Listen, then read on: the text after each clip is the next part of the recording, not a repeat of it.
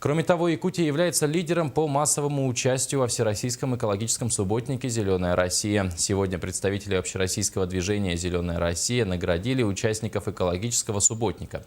Кубки и почетные грамоты получили Нерюнгринский, Булунский районы, город Якутск, а также 4 предприятия. Отметим, что Якутия уделяет особое внимание экологии. Для улучшения состояния окружающей среды создали экологический фонд республики. Сегодня разрабатывается план по развитию лесов.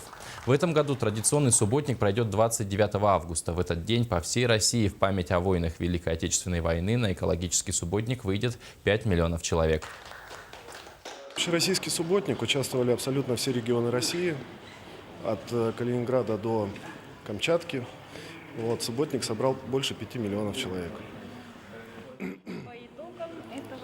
По итогам этого субботника оказалось, что именно Республика Саха-Якутия заняла первое место как участник с самой большой явкой, самый массовый участник.